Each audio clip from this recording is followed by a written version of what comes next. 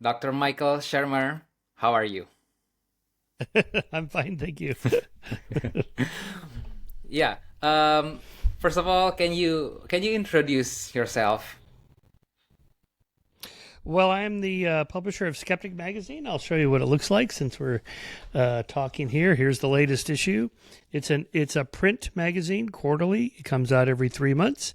It's available on digital. Of course, you can go to skeptic.com and order a subscription to the magazine. We'll ship it to you. If you like physical magazines, it's four color throughout. How about that? Not many Huh. magazines these days are still in print. We've been doing this for 30 years. So that's my day job. And I also write books, several of them behind me there. Science books dealing with different topics: science and pseudoscience, science and religion, science and morality, science and conspiracy theories, and free speech, and so forth. And then I have a podcast, The Michael Shermer Show, in which I talk to authors of new nonfiction books. And then occasionally I teach college courses. My main course that I teach is Skepticism 101: How to Think Like a Scientist. So, my engagement with your works came from most of atheists seems to already know this from YouTube. So in my deconversion process, I stumbled on your videos, um, which I found to be a little bit. I felt a little bit disappointing because if I were to know your videos at the very first place, it would be a lot faster for me to came out from religion and start to think more skeptically and skeptically. So yeah, your video helped me a lot, but I have one question about this. What does it feel? How does it feel to be left out of the four horsemen of atheism label? Well, I don't really call myself an atheist as a positive assertion of what I believe, because atheism is just a lack of belief in God. That's it. That's all it means. Now, you can be a strong atheist in which you assert that there is no God, or you can be a weak atheist in which you just say, I don't believe in God. I'm a religious skeptic. I don't think there's a God. I'd be quite surprised if it turns out that there is. And so I just assume there is no God and live my life accordingly. But on the positive assertion, I call myself a humanist or an enlightenment humanist with a little more gravitas. It used to be called secular humanist, but the point is that there are positive values that we assert as true, like civil rights, women's rights, gay rights, animal rights, equal treatment under the law. We believe in rationality and science, scientific method, logic, empiricism, testing claims, evidence. These are lots of things that we do believe in. So the lack of belief in God is just one very small part of my worldview. I am a prominent atheist, so that comes up a lot. People, especially in America, because we're such a religious country, I really stand out. And where you are at, your country's also quite religious, although Oh, yeah, Islam is the dominant Islam. religion instead of Christianity. But the point is that we are still in a minority by a lot. Now, there are some positive trends around the world, particularly in the Western world, of the rise of the nones, the NONES, the no religious affiliation, as it's said by pollsters. That is, people that are not affiliated with any religion.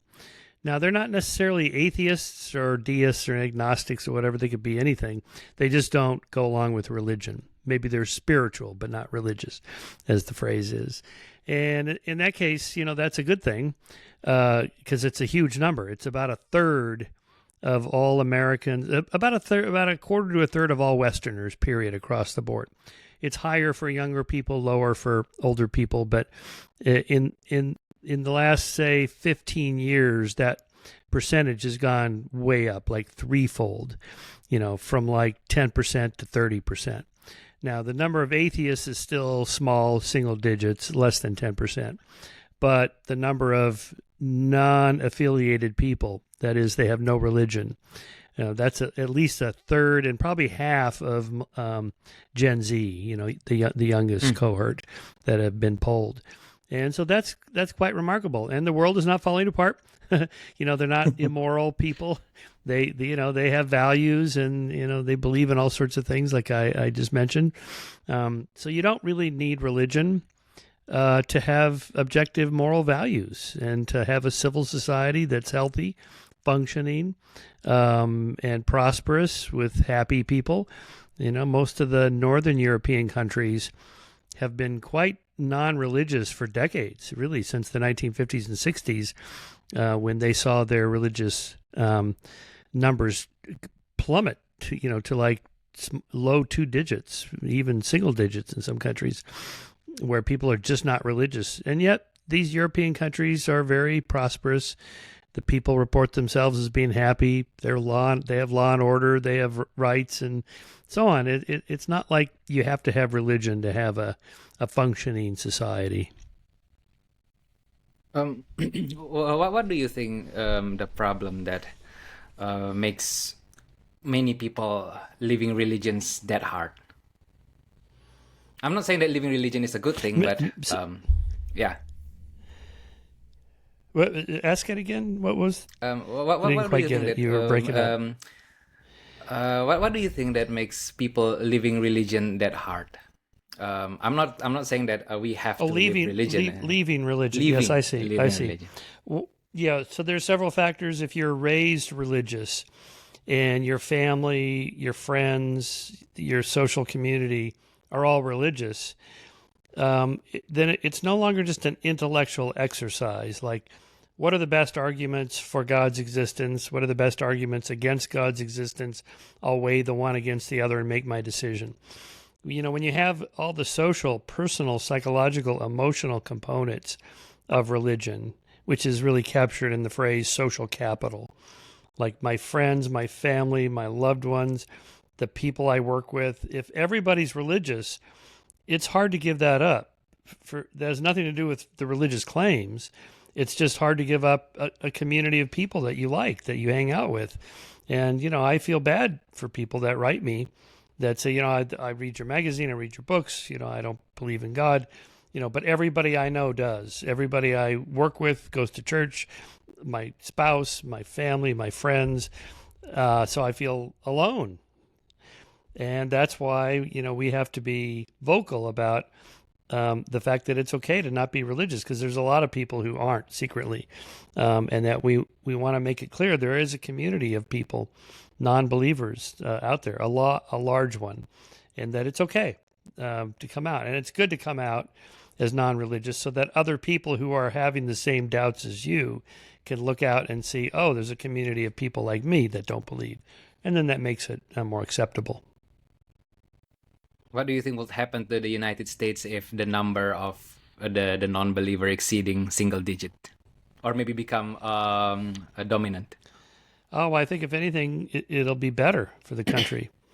At the moment, we're having yet again more church-state separation issues. The state of Louisiana, where the famous city New Orleans is located in the Deep South, just passed a law saying that the 10 Commandments of the Old Testament must be posted in all courtrooms and all public schools, pretty much everywhere, and that they consider the country, or at least their state, to be a Christian state. This is terrible. What if you're Jewish? What if you're Muslim? What if you're a Buddhist or a Hindu? Or you're me, you're a secular humanist. You mean I'm not welcome in the state of Louisiana because I'm not Christian? Is that the signal you're telling me?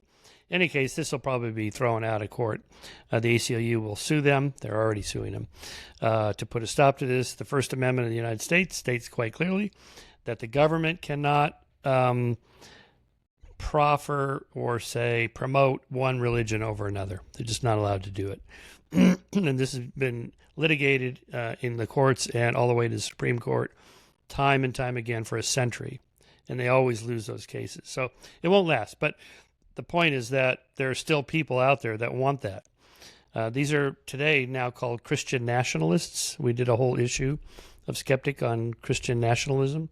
It's big. It's very powerful. It's politically powerful because they have money, and they give money to political candidates who will support their religious doctrines and try to promote them in the public sphere over other religions. And that was the whole point of the founding of the country. That part of it was keep those things separate.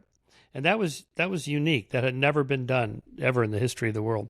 I mean, basically every government ever has always endorsed one particular religion, or one particular religion endorsed one political candidate or party or doctrine because it benefits them to have power.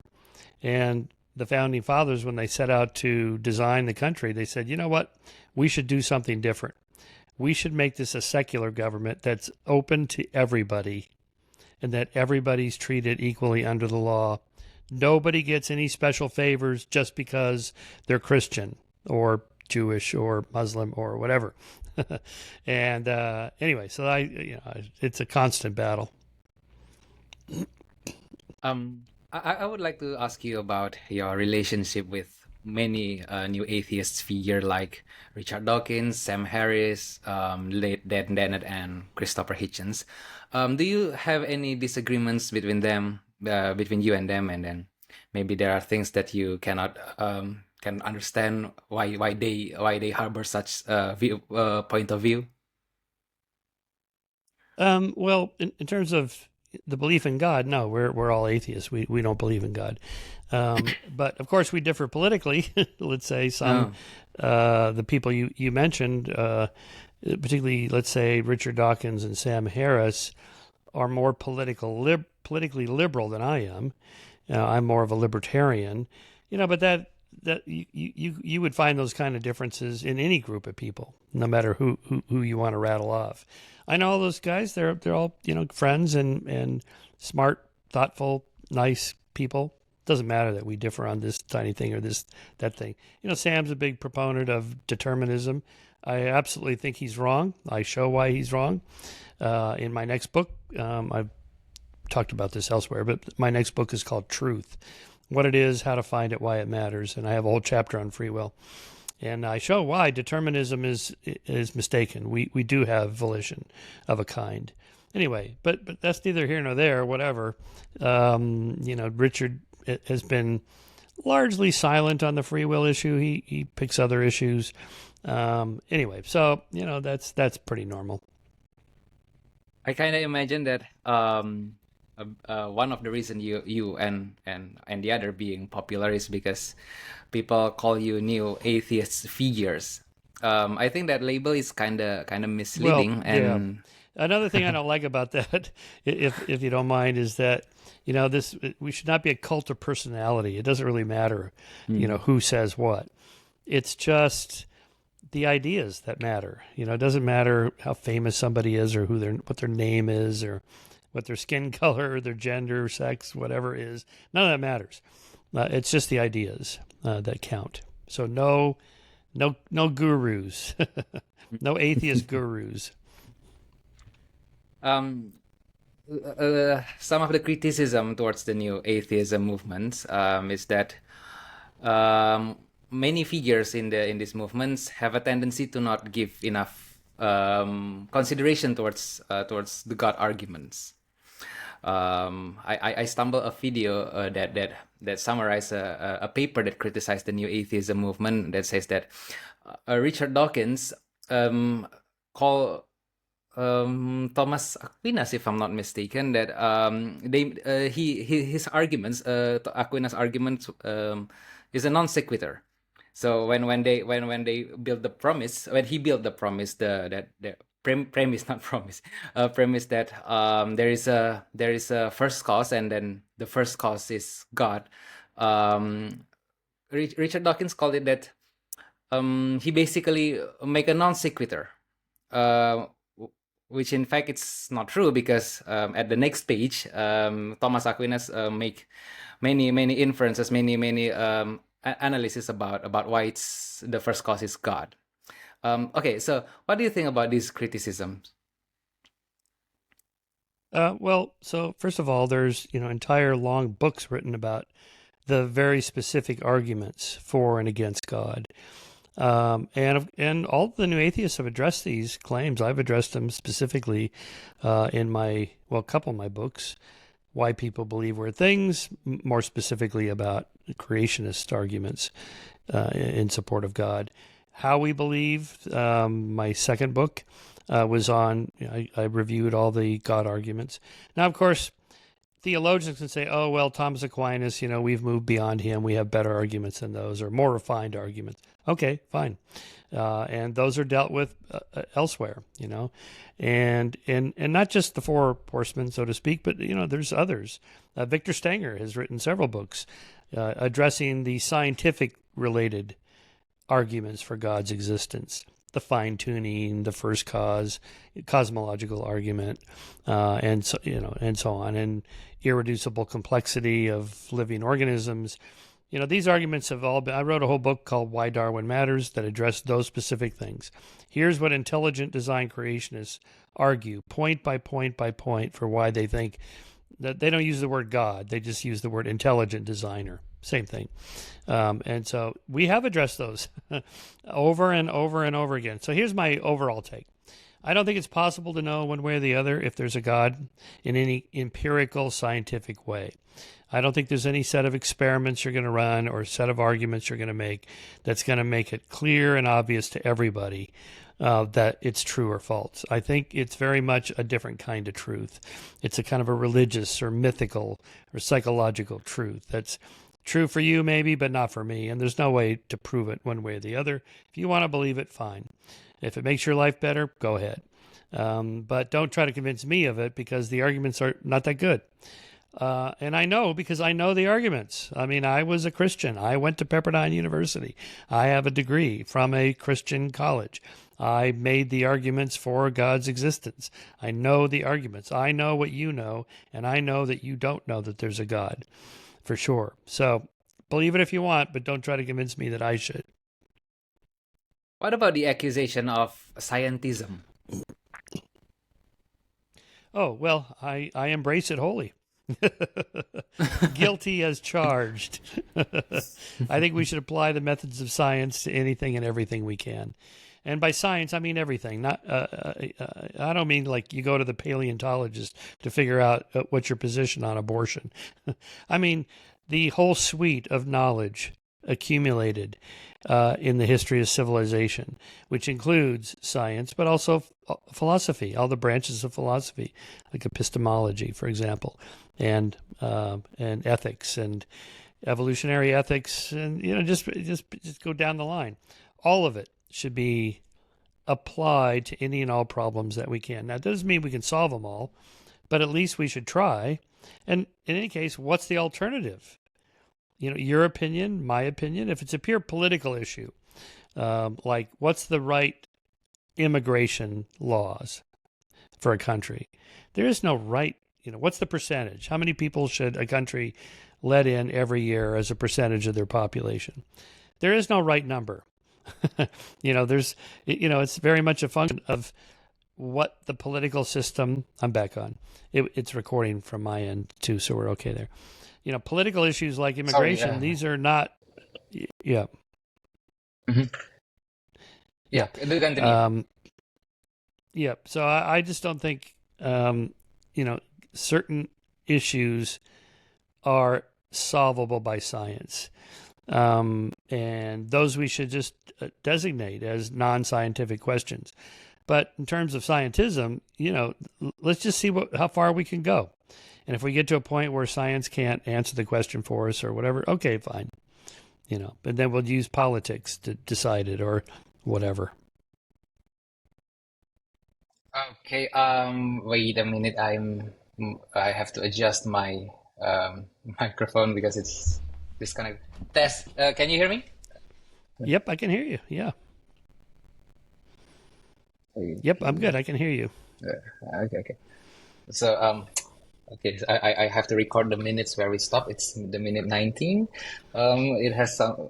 It's I don't know. There's something wrong with my mine mic. is. I think my I use Riverside, and so my end has been recording. So Okay. when we're done, you could just upload both of them completely, and there should be Yeah. no break there. Yeah. But my mic is not and it's not recording. Oh, It's not oh, I see. connecting. Okay. I don't. Okay. Yeah. Do you want me to I'm log off sorry, and log Dr. back on? No, no, no, no. Eventually, I'm the one asking the question, so you're the one who's talking more. Okay. My voice, Okay. I'm sorry, I'm quite anxious, since that basically you're one of my intellectual heroes Oh, well, since thank you. before. Where are So you? What city are you in? I'm in the island of Lombok. Lombok is an island. It's east of Bali. Have you ever heard of Bali? Yes, of course. Uh, but just east of Bali, there is an island. This island, some people call it more beautiful than Bali, but they are much more religious. Much more. Not. Both of Bali and Lombok is religious, but majority of Lombok people is Islam. So in terms of um, tourism, they cannot grow as fast as Bali because their tolerance towards people that is not Mm. Islamic in some sense, not quite high as Mm. Bali people. So And are yeah, you okay, an it's atheist? still. I call myself an agnostic because I Yep. still give credence towards ontological, no, not ontological arguments of God. Yeah, because I believe that God is by definition cannot be known.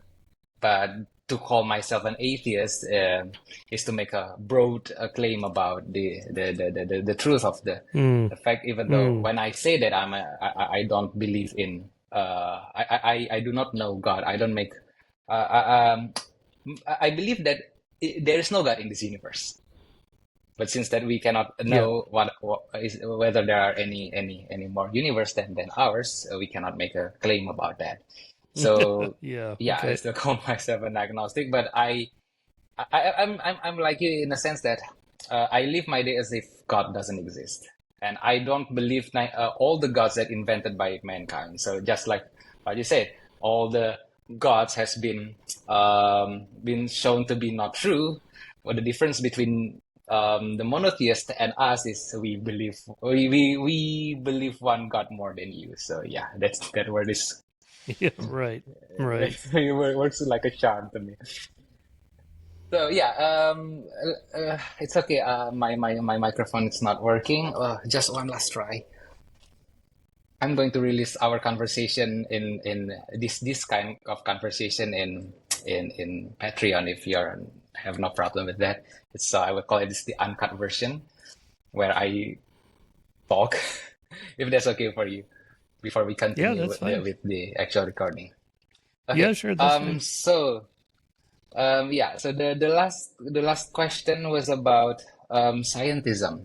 I have we I if it's okay. Do you have anything to add about scientism? No, I think I answered that question. Okay. What does it mean to be a skeptic? Well, the word it is just simply means to take a rational approach to any and all claims to determine if they're true or not. All scientists are skeptics in the sense that we assume that your claim is not true until proven otherwise. In science, this is called the null hypothesis. That is, let's say you think Bigfoot is real, and I say, okay, that's nice, prove it to me. And when you show me evidence, if it's good, I'll accept it. And if not, I'm going to be skeptical. So being skeptical is not being cynical or not nihilism, not the denial of reality or anything like that. It's just evidence is needed along with rationality and logic and so on before we believe a claim. What about things that cannot be proven? Are we going to say that it's not true? No, Some if you people make. mean again, yeah, if you mean unknowables, things that like free, I would put free will and determinism in this category. The hard problem of consciousness, why there's something rather than nothing, Is there a God? These kinds of questions, I think, cannot ultimately be answered by science. I don't think they can be answered at all, at least the way they're conceptualized at the moment. But we can certainly analyze them, and we can look at the best arguments and make our decisions that way. But I think there's a reason why there's no consensus among the greatest minds, and there hasn't been for ages on these questions. And that tells me that we're probably going about it the wrong way. That is to say, when you have centuries of the greatest minds of all time arguing back and forth on some particular position, like free will and determinism, and there's no consensus about what's the right answer, then it's probably not soluble in some kind of definitive way like we like in science. If free will is cannot be determined by science, I think God is too. What's the difference between God and free will in the sense that both of them cannot be determined by science? Well, what I mean is that, some of these deep conceptual questions, there's not a set of experiments we're going to run to decide what the evidence is pointing to one way or the other. Like climate change. Does the release of CO2 gases into the atmosphere cause the Earth to heat up? Well, this was debated for quite some time. I think the evidence is pretty clear now that it does. There's always going to be a handful of skeptics and deniers who have a political agenda. But the vast majority of scientists, roughly speaking, 97%, agree that global warming is real and primarily human caused. We don't have anything like that for, the God question or free will and determinism or the hard problem of consciousness, just to use those three examples. There's like dozens of theories and explanations and positions you could take. What that tells me is that we're going about conceptually of the problem the wrong way. There's something off with our concepts. We need to either admit it's an insoluble problem, or maybe it belongs in philosophy or metaphysics or literature or something rather than science. But let's keep pursuing it. I don't want to be that guy that says we can't know it and then a century from now we do know and I missed out, right? So anyway, that's my thought on that. What's your thought on philosophy? Well, I embrace it. I mean, when you're doing science, you're doing philosophy. Science is really a branch of philosophy. I just think of philosophy as the broader umbrella of fields at which we're aiming to determine what is true about the world, to understand the world. And to that extent, scientists are philosophers. They're natural philosophers. Forget dividing up knowledge like they do on college campuses where you're in different buildings. I mean, in Newton's time, somebody like Newton would have been a natural philosopher. He's a philosopher. But what kind of philosopher? He's a natural philosopher. What does that mean? He studies nature. Okay. So that, that's all it means. So I'm not of a mind like some scientists that say that, philosophy is dead or philosophy makes no progress. None of that's true. When you're doing science, you're doing philosophy. It's a type of philosophy. So your magazine, the Skeptic magazine, if I'm not mistaken, they sometimes they debunk pseudoscientific claims. Is that true? Yeah, absolutely. Yeah. What's your favorite? Yeah, because there's a lot of bunk. Yeah. And what's your favorite that needs debunking? Well, I guess UFOs are big fun, and they're always popular. People love the idea that there's aliens out there somewhere. To me, it's almost like a religious search, that there's these super advanced beings out there somewhere that are vastly more powerful than us, and that they know we're here and they're interacting with us. That's God. That's a kind of God. These are sky gods. And but have they in fact come here? Do we have evidence? Where are these UFOs? Where are these flying saucers? Where are the aliens? We hear about them. I've been hearing about them for over 30 years. Well, really 40 years, 50 years, if you want to go back to when I was in college. But even before that, since the 40s and 50s and 60s, people have been talking about UFOs and aliens, So to me, it's mostly bunk. The aliens have not come here. There are no aliens here. They may be out there somewhere, but they haven't come here, right? Conspiracy theories. My latest. Well, here it is over that shoulder there. Book is on conspiracies and conspiracy theories. Those are always fun, and it's an interesting problem because there are conspiracies. So it's not like conspiracy theories are always crazy or wrong or stupid. Some of them are true because some conspiracies actually happen. And so it's a signal detection problem. When I think there's a conspiracy afoot, I have a theory about it. Am I right? Am I wrong? Is it just unknown whether there's a conspiracy or not? That's a perfectly legitimate, rational, scientific question to ask. What's the evidence for your conspiracy theory? Is it good? Is it weak? Is it probably true? Is it probably false? So my argument in conspiracy, my conspiracy book is called Conspiracy, is simply that just treat it like any other claim anybody makes. 9/11 is an inside job, or the JFK assassination conspiracy theory, Watergate, the assassination of Lincoln, Iran-Contra, the assassination of foreign leaders, MK Ultra, Area 51, you name it. Some might be true, some might be false, some might be indeterminable. Let's look at the evidence. And so to me, we don't set out to debunk, although we end up often debunking when it's clear that it is bunk. More often, we're not sure. So we've done issues of Skeptic, here I'll show you, on like abortion. We did one on abortion, right? Well, as you know, the world is pretty split on this, pro-life, pro-choice. And science has much to say about it, but not ultimately to determine what's the right answer about the abortion issue. It's complicated. In that case, I commissioned articles from pro-lifers, from pro-choicers, and just let the readers decide. What is the craziest conspiracy theory that turns out to be true, do you think? That turns out to be true. Well, that the CIA has had foreign leaders assassinated. Turns out they have. Or tried to rig elections, the rigged election conspiracy theory. Well, Trump's conspiracy theory about that is false. But in fact, the CIA has tried to rig elections in foreign countries, particularly South American countries.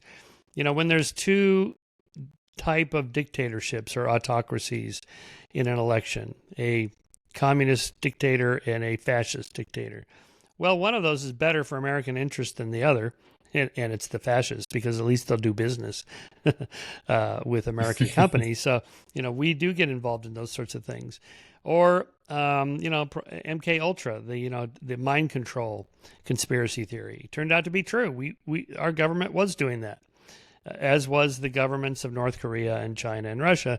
So we didn't want to fall behind on the mind control gap, right? So those were true.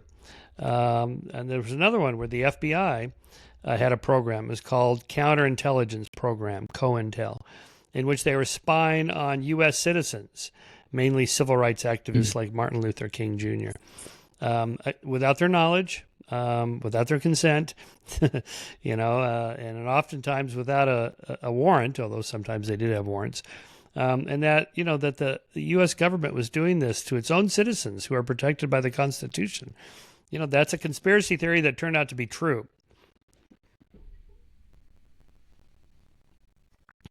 I think both of conspiracy theory and religion have some kind of similarity, that people mostly believe about the claims without the evidence. Do you approach these same topics with the same approach, like skepticism and asking for evidence between religion and conspiracy theory? I approach everything with skepticism.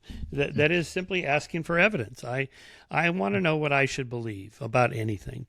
And if I don't know anything about it, I just read all the arguments, books and papers that I can find, and I talk to experts, like on my podcast, and just, I want to know what I should believe about whatever the issue is, without just going by how I feel about it, or what my political ideology tells me I want to be true. I want to believe what's actually true. And that's a different question. So my lodestar, my true north is the truth, not, some political position or ideology or what I want to be true. I just want to know what's actually true. Um, is it okay if I ask you about the Trump and Biden situation things? Yeah, I'm sure. not going to Yeah. ask your opinion about which one you're going to choose, but um, what does it tell about the United States? The fact that you have these two candidates Our system is that's broken. That's what it tells me. It tells me that, the two-party system is not effective. There should be 5 or 6 parties, like in Germany. Germany, there's always mm, 4 or 5, sometimes 6 viable parties, so nobody gets too much power or money, and everybody has to make compromises. If we had 5 or 6 viable parties, we'd have 5 or 6 viable candidates, and therefore it wouldn't matter that there's a Trump or a Biden or even both. There'd be somebody who's younger, sharper, less extreme, less ideological, less narcissistic, whatever. Um, so I find it really depressing that these are my choices. And polls show over and over that the vast majority of Americans don't want either candidate. And both political mm. parties have basically said, too bad. This is what you're getting. We don't care what you think. And it's like, I thought we lived in a democracy. Well, we don't, right? It's a constitutional republic, not a democracy. And because of the way the system was set up, like with the Electoral College and gerrymandering and voter laws and restrictions and so on, and the way money is funneled to the parties, we just have 2 parties. There are other parties, the Libertarian Party, the Green Party, Communist Party, and so on, but they have 0 power. They'll do nothing. It doesn't really matter. Even RFK Jr., he's as famous as any politician ever. He's a Kennedy, but he's polling just barely 1 or 2%, maybe 5% in some polls, but he's going nowhere. There's no chance, and no third party will ever have a chance. So I find that just depressing beyond belief, because that person has so much power. And the fact that the majority of voters don't want either one and they don't care, that tells me the system is broken. Now, Um, having said that, let me say, I don't think it's going to be the end of our democracy. I'm not a doomsayer. There's people on both sides. If Trump is reelected, it's the end of our democracy. It's the last election. That's not going to happen. And others say, oh, if Biden's elected, he's senile and, whatever, he won't be able to run the country, or Kamala Harris will be run, whatever. And that's going to be a disaster. I also don't think that's true. I think the system is fairly robust, that it can survive assaults from either extreme end of the political spectrum. The progressive woke crazy left, or the mega conspiratorial right. Both are a concern, but they're not powerful enough. They don't have the military, for example. To pull a coup, you have to have the military. You have to have armed men with guns, lots of them. And there are lots of guns. There's more guns in America than there are people. But they're not organized like a military is. And you have to have the courts. And you have to have the media. The dictators control the media. This is why they control the media, so the people have no idea what's going on. That's never going to happen in America, never. And so, I'm not terribly worried about who gets elected in terms of the stability of the country. I'm slightly worried about, let's say, how the stock market does in the few months after the November election. If it's not clear who's president, the economy could really take a hit. Just the instability of the system could cause, inflation, the stock market to go down, things that hurt the average person's life, more than some political decision about, supporting Israel or Ukraine or whatever, or immigration policy or abortion policy. Well, that one actually does affect a lot of people. But in any case, that's my thoughts. so you have optimism about the future of the United States. I am. Yeah, I'm pretty optimistic. Yeah, yeah. I don't think we're going anywhere anytime soon. But do you realize that in Indonesia alone, um, the internet people basically making fun of the last debate between Joe Biden and Oh well, it's Donald Trump? understandable. It was ridiculous. It's embarrassing. I mean, the whole system, this whole thing, it is an embarrassment. I'm sure other countries are laughing at us, and they should. It's embarrassing. I mean, Biden really And to he think, needs to. Biden needs to step down. Mhm. It's time. It's long past time. I mean, for God's sakes, get out now. Let us all thank you for a job well done for 4 years. Everything is fine. Okay, so find somebody new and young. Come on, there's a bunch of them out there, lots, but they're afraid to step forward because if the boss says no, then again, this is our broken system. If the boss says I'm going to run for president, too bad, then they haven't really. There's not much anybody can do. In the business world, big corporations, Apple, Mhm. Google, Intel, Microsoft, and so on, they have boards of directors that can fire the CEO. If the CEO is incompetent or is embezzling or, is senile, they can fire him. In sports, you have a manager, a coach, Mhm. the owner of the club, somebody that can say, I'm going to make the final decision for what's best for the team. And, like in baseball, I was tweeting about this the other day, that Mhm. inevitably pitchers don't last 9 innings, right? So they start to falter, they get tired, their arm is wavering, and the manager comes out and waves to the bullpen, bring in the new guy. And the pitcher standing, oh no, no, coach, I can do it. I can one more inning. It's like, no, you can't. You're out. That's what we need. We need like a board of directors for the Democratic Party to say, thank you, Joe, you're done.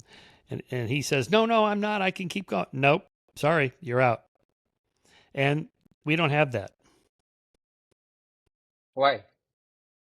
Why? Well, because it wasn't set up like that. Just the way it was set up, there's nobody, no, because the founders were paranoid about anybody having too much power. So, in fact, now the presidents have probably way more power than the founders would have liked. So it's the party problem, right? They don't have Yes. any power to. Why not the party change Well, their rules? because it benefits them financially and power Uh, wise. Nobody. It's almost like asking um, Congress to vote to have term limits. You can only serve for so long. Mhm. Why would they vote for that? They want to keep their jobs for as long as they can, right? It's like um, asking them, "Would you like to take a pay cut?" No, I would not like a pay cut. Thank you very much. Or anyway, that's it's again, you need just one more checks and balances. There's okay. people. I mean, there's plenty of political scientists who I've had them on my show. That offered alternative systems. Here's what you got to do. It's not complicated. Here's how to change the voting system. Here's how to change the gerrymandering system and the voting regulations and so on. All you got to do is see what other countries do, like I mentioned Germany. But there's plenty of other really good examples of very high functioning democracies that work really well that don't have this problem. Just do what they're doing. You could do it overnight or within an election season, say. It's quite doable. It's just that the people that would have to do it, don't want to do it because it would affect their lives personally. And everybody wants to keep power and money for as long as they can. um, in the internet, I saw a lot of article about that democracy is dying.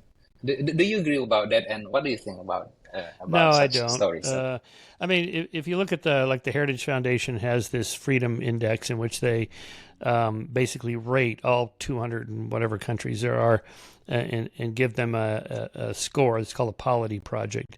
the Polity Project is not by the Heritage Foundation, by somebody else. But in any case, and you just rank the countries by the quality of their democracy, say, to what extent money influences elections, does everybody have the right to vote, and so on and so forth. And those bounce around every year, of course. Sometimes there's more democracies, sometimes there's slightly fewer. But if you look at the long term, like over the last century, there's way, way more democracies than there used to be. I mean, before, say, the 1910s, really before the 1920s, women did not have the right to vote almost anywhere. So half the franchise was disenfranchised. Half the potential franchise was disenfranchised. Half the women couldn't vote. Now they can in every country. So that's not going to change. In some countries where there's autocracies, like Syria, Russia, North Korea, Iran, there's maybe 10 total that are just disasters, complete disasters, failed states or dictatorships. There's not much anybody can do about them, short of going to war or a coup within the country. But for the most part, things have progressed quite nicely in terms of the spread of democracies around the world. Okay, we've talked about politics for like 10 minutes. It will be, but I'm really curious actually about the American politics. But the problem is if we continue about talking about this, the retention value of the YouTube will be. Good. This is what I really want to know. What do you think about? Do you have any fear about the things like the Louisiana problem where they want to have Ten Commandments displayed everywhere? That this kind of trend will be um, adopted by another area or even internationally. Do you have any fear with No, that? well, okay. So, of course, Muslim countries that whose people like the idea of Sharia law, yeah, that's a concern. But that's their those are independent countries. Not much the United States can do about that, short of supporting them or not, economically for foreign aid. But most Western democracies have built into them something like a church-state separation. They're mostly secular governments who try to be representative of all people. Now, in some of the cases, like in Germany and France, they've been a little too open, I think, with their borders and allowing immigrants to come in that don't share those values, that would like Sharia law, that would like to have Islam as the dominant religion and the official state-sanctioned religion. We have to resist this. It's not automatic. You have to fight for it every generation. But for the most part, the trends are in the right direction. And so, even in America, with the Christian nationalism, there's kind of a new movement in the last, say, 5 to 10 years. But really, it goes back to the 1980s at the very least, with the moral majority and Jerry Falwell and the influence of religion in politics, that is literally funding, raising money, and supporting candidates or getting the vote out by members of your church to support a particular candidate. They're not supposed to do this, but they do it anyway. That's a concern, but these things come and go. And, for every like Marjorie Taylor Greene, who rants on about how we're a Christian nation and we were founded in the Christian religion, and Jesus co-wrote the Constitution with Thomas Jefferson and James Madison and Alexander Hamilton. He came down from on high and moved their little quill pens. I mean, they practically believe that. I'm joking, but they practically believe something like that happened, that God inspired the founders to create a new nation in his image, in the Judeo-Christian worldview. Nothing could be further from the truth. That is not true. That is false history. That is pseudo-history. We talked about pseudoscience. Pseudo-history also exists, and that's an example of that. Okay, let's switch our discussion towards debates and religion. Um, who's your strongest debate opponent in the topic of Well, religion? so I've done a number of debates, like with Dinesh D'Souza, with William Lane Craig. Let's see, who are some of my other debate opponents? Doug Guyvett, a theologian, I've debated a Mm, number of times. On the intelligent design front, Stephen Meyer, Bill Dembski, Paul Nelson. I'd say those three are and these people all real smart, really smart. They're smart cookies. They know their arguments. They know what I'm going to say. They know that I know what they're going to say, And so, because we've done these, and we've read each other's books, and I would say if you wanted to read, a really good argument for what a theist believes, just read books by any of those people, and that'll give you a good sense of it. These are not Bible thumpers that are, talking about having visions from God or Jesus in the middle of the night and hearing voices. No, they're pure intellectuals, and they're making pure intellectual arguments, philosophical and scientific. Now, I happen to think they're wrong, and I've in numerous books, including my next forthcoming one on truth, I address their claims one by one and show why I don't accept them as true, but they still have good arguments. why why they why are they wrong? Well, it depends on the particular argument, but like the fine tuning argument, that life appears to be finely tuned for existence here on Earth and so forth, or in this universe. Well, but Darwin offered that a counter explanation in the form of natural evolution by natural selection to create designed features. Like wings are designed to fly, eyes are designed to see. And before Darwin, the argument was, well, that's what God did. God built them that way. But with Darwin, after Darwin, we now have a perfectly natural, bottom up, no God needed explanation for how wings come to be aerodynamically structured for flight, how eyes can process photons of light and transduce them into neural impulses that are registered in a brain as something that you can see in the world, and so on and so forth. So I think in every one of those arguments, the fine tuning, why the first cause, why is there something rather than nothing, all these have good counter arguments by philosophers, by scientists, that in which God is not needed. Now, if you already believe in God, then these are pretty good arguments to bolster your faith. But if you don't believe in God, they are not convincing. They just aren't. The vast majority of philosophers that are trained to understand these arguments, there's thousands of them.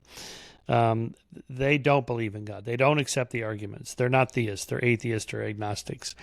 Maybe they're deists, something like that, or pantheists. But they're not Christians. They're not Jews. They're not Muslims. They're atheists for the most part. They know the arguments. You can't say, oh, well, if they understood the arguments, they'd be Christians. No, they understand the arguments. It's the same thing I say when Christians insist that there's the one true religion and Jesus died for your sins. He was, it really existed. He was crucified and put to death by the Romans and the Jews, if you're of that bent. and then 3 days later, he was resurrected from the dead. Okay. Christians say that they believe that. In fact, they make a big point that if you don't believe it, you shouldn't be a Christian, that you have to believe that it literally happened. Okay, what's your evidence? Where's your control group? Right? Where's the experiment? Well, it's a miracle. It's a one-off event. Okay. Well, I wasn't there. You weren't there. How do you know it's true? Well, we have, eyewitnesses. Well, sort of. We have books about people that said they saw it, but, we have the empty tomb, right? Well, how'd the tomb get empty? Was it really empty? Is that, part of the story really true? Let's say it is. All right. How did the tomb get empty? Maybe somebody took Jesus out of there, took the body out and buried it somewhere else. Maybe he wasn't dead, right? Maybe this is an actual theory, right? If you want to go full Dan Brown, you can say with the Da Vinci Code, Jesus, he never really died. He was, in a coma. And then they whisked him out of the tomb. It was cold in the tomb, so his body didn't, it was kind of kept in a coma like that. He came to life, right? And then he married Mary Magdalene. They moved to France and had a family. And, anyway, this is silly. I don't think the story should be taken literally at all. I think it's a myth. It's a story that has some moral homily to it, has some value psychologically for people. But it's not a literally true or false question. And if it was, then how come Jews aren't Christians? This is what I ask Christians. Oh, well, if they understood the arguments for the resurrection, they understand the arguments. These rabbis that, this is what they do. They study philosophy and the Torah and so on. They believe in the same God as you believe in, Yahweh. They believe in the same book, at least the Old Testament. And the Old Testament prophesizes that there will be a Messiah. Okay, they just don't think the carpenter from Nazareth was the Messiah. The descriptions in the Old Testament of what the Messiah is going to be like don't match Jesus at all. So this is why they reject it. I know because I've asked Jews. I was on Ben Shapiro's show. He's an Orthodox Jew. Why don't you accept Jesus as the Messiah? And he'll tell you. You can watch it on his Sunday show that I was on. Just type in Michael Shermer, Ben Shapiro. You'll see it there. And I ask him point blank, why don't you accept Jesus as your Savior? And he says, I'll tell you why. And he does. Okay. Now, when I tell this to Christians, they go, well, come on. If he really understood the arguments, the evidence. No, he understands it. Come on. These people, they're not dummies. They know the arguments. They've read your books. It's just that the evidence and the arguments aren't that good. Now, I have great respect with Dr. William Lane Craig, and I have to say that he's my favorite theist ever. If you exclude Jesus, Jesus will be number 2. Sorry, Christians. I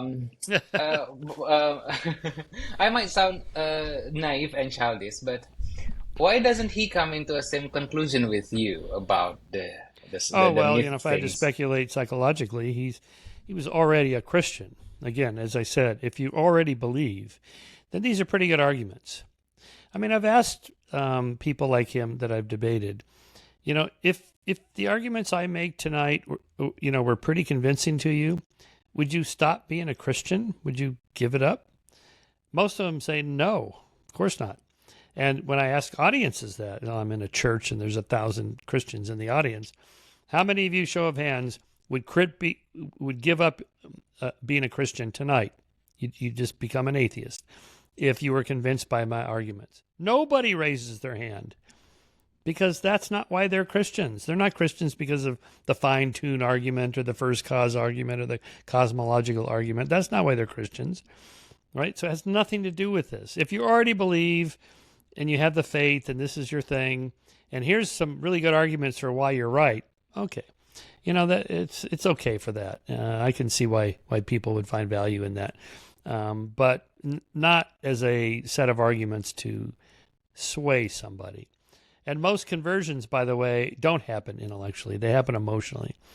People are struggling in life, grieving. They have addictions. Their spouse leaves them. They lose their job. They're drug addicted, whatever it is. Then they find Jesus or whatever religion, and it helps them. Okay, I understand that. People tell me that about Scientology too, but that doesn't make it right.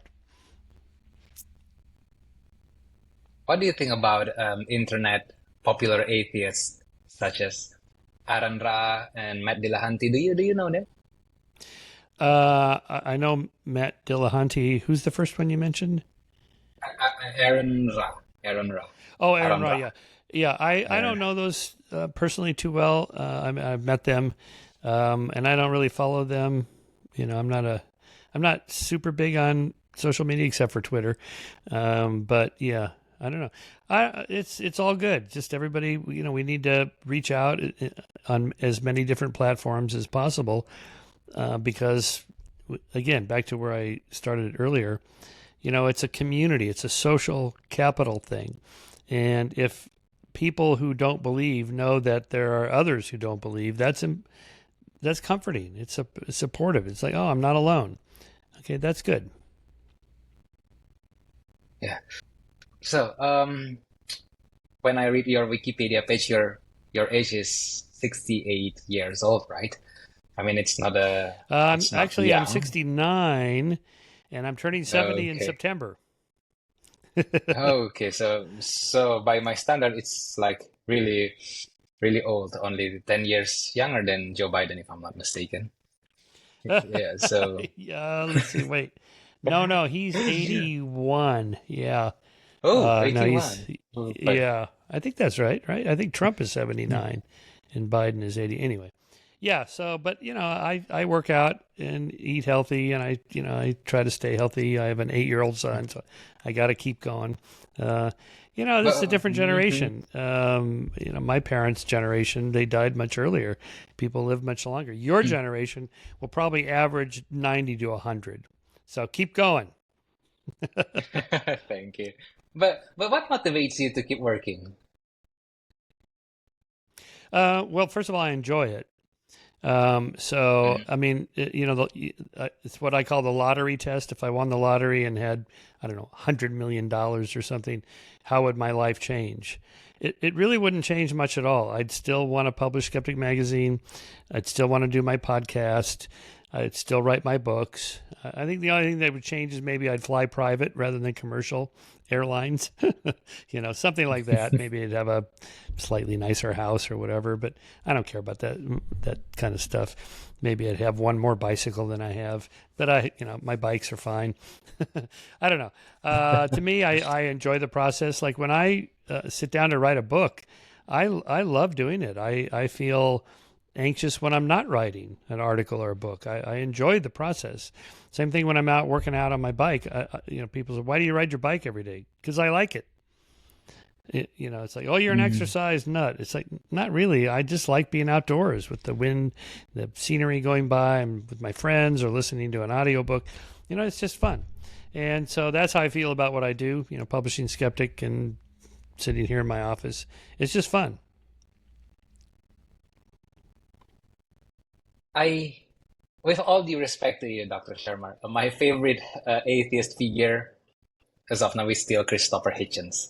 I think that Of you know course, him everybody well. loves the Hitch. I loved Hitch. He was Love a the Hitch. friend, and yeah, I mean, there's hard to find somebody who's more clever and witty and such a great writer. Yeah, you should love Hitchens. Um, yeah, I know him quite late. I really engaged in his works 2019 when I started deconvert myself. So I will never have any chance to meet him, let alone have him in a conversation like this. So as a person that I believe know him quite well, do you have any thoughts about him? Well, yeah, sure. I mean, more than what I just said, he was, a really nice guy, a good guy, very supportive of my work and the magazine, and he believed in the values and principles of science, the scientific method, even though he had no training in that area, but he recognized the value of it and was very supportive that way. Yeah, he was also a good friend and just a nice guy, but uh, just off the charts smart, verbally, linguistically. He could just, the way he speaks. You can watch these on all these videos, right? I mean, like Mhm. whole paragraphs come out like like it would take me weeks to craft a perfect paragraph like he just spoke off the top of his head after 2 whiskeys, right? So I can't do that. It's just not, I have to be true to myself. So do you. Everybody should be true to themselves. Don't try to be Christopher Hitchens because there was only one. Right. And Yeah, he's irreplaceable. I really miss him.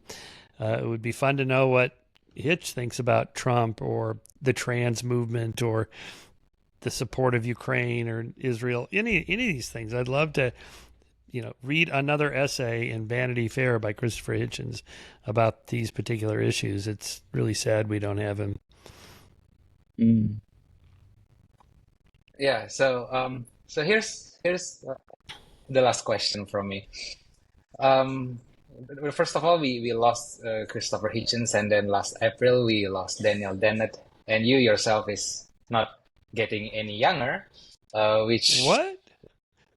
yeah, of course you're 69 years old, right? I mean, like, um, And yeah, Richard, I think Richard's 75 or 6 now. Or no, Dawkins, maybe he's even closing in on 80 now. In any case, yeah, I I see think your he's point, 80, right? So yes. it's up to you. You guys, you're the next generation. You got to do it. You got to pick up the baton and go. Okay? Yeah, I myself have a dream. It's not really a dream. It's more like an ambition because I really have steps to achieve it. I want to be the leading philosophy content creator in South Asia, which happens to be a non-religious. And of course, once again, I'm inspired by you and Christopher Hitchens and a lot of another YouTube content creator. If you know them well, it's like, have you ever heard of Alex O'Connor? Yeah, Um, remind me. Yeah, remind me. yeah, at the very first he was like a reincarnation of Christopher Hitchens. He's so good with his words, and he's so intelligent, and he's even 10 younger than I am. I am 33 years old as of now, and he's like 23 or 25. So now he's focused more like philosophy information videos. He even managed to interview Sam Harris, Richard Dawkins twice, and William Lane Craig twice.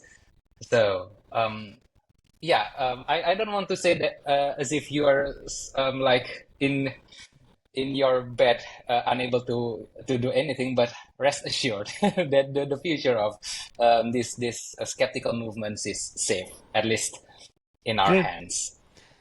good. But That's good. what I I want want to to hear ask you, that's good. yeah, but I want to ask you, how do you cope with the realization of your mortality? That the fact that you're not getting any younger, you have to accept that, right? Oh, I And wrote the a fact that I people wrote a like, whole book yeah, about this. Yeah, I wrote a whole book about this, Heavens on Earth, in which I dealt with these issues. For the most part, I just don't think about it because I don't live in the hereafter. I live in the here and now. So whether there's a hereafter or not is kind of irrelevant. Doesn't make any difference. I'm not there. I'm here. So if it turns out there's an afterlife and I go there, okay.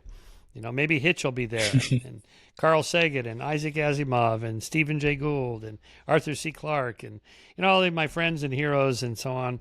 Okay, great. Probably not. Very unlikely. What difference does it make? It doesn't make any difference at all. I'm alive now, here in this world. So I think that applies to anybody and everybody. Even if you think you're going to heaven and Jesus is going to be there and all that. Okay, so what? You're not there. You're here. So be a good person. Do something to make this world and the people in it a little better. Okay. I don't really care what happens later. In other words, don't shunt off this world as this like just little provisional proscenium before the big show soon to come in the next world. Don't forget to live this world. Live it and love it and make a difference in your life. Dr. Michael Shermer, thank you very much. Okay, thanks for having me and keep up the good work. It's up to Okay.